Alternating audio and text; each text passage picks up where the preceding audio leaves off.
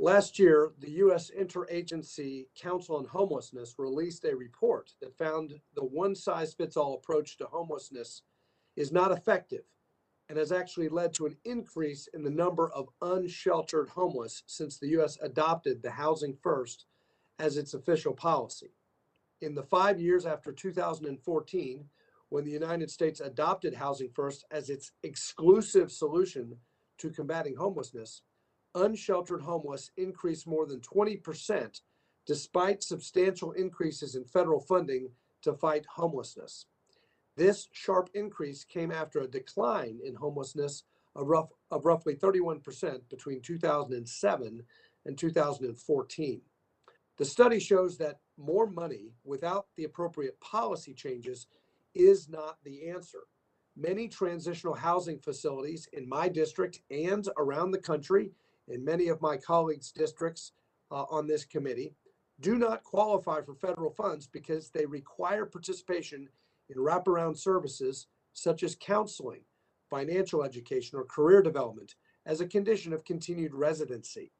These requirements are necessary and effective in many cases, including for individuals recovering from addiction, and I would argue especially for individuals recovering from addiction. The facilities have a track record of successfully transitioning individuals out of homelessness and towards self-sufficiency, yet they cannot access federal funds. My colleagues have heard me discuss this topic at previous hearings and markups because it is extremely important and it warrants thoughtful debate. Like most of the policy debates we have in this committee, this one may benefit from data-driven research and analysis, like the report published by the USICH last year. Unfortunately, in 2021, under the Biden administration, USICH inexplicably removed this report from its website. The administration removed this report, which included independently vetted and verified data, research, and analysis on the subject of combating homelessness. Why?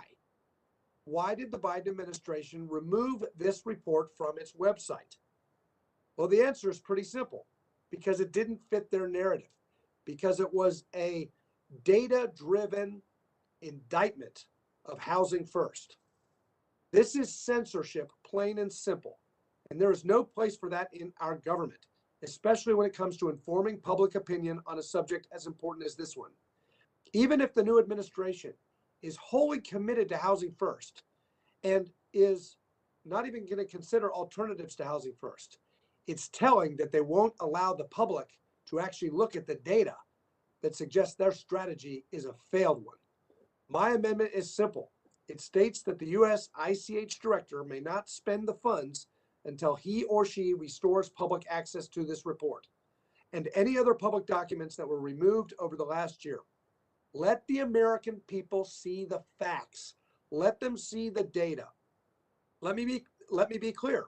My amendment's very simple. It does not in any way change the amount of funding going to U.S. ICH or the bill's prescription for the funds.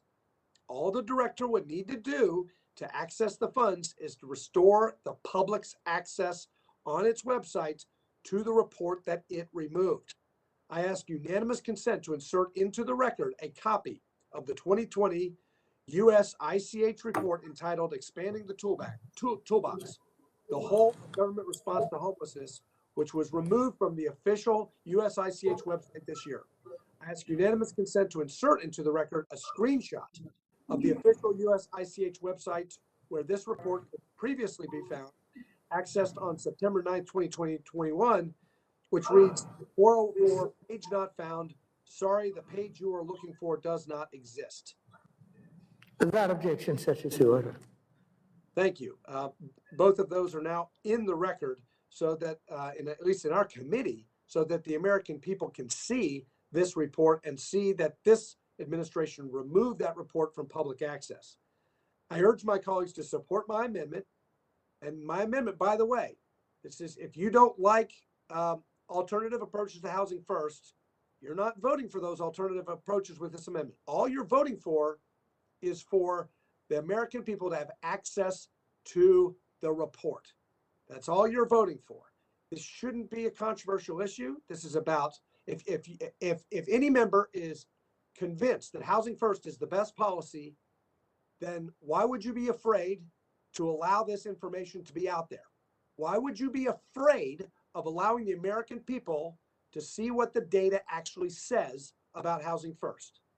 And for that reason, I would urge all of my Time colleagues has expired. to support this amendment and yield back.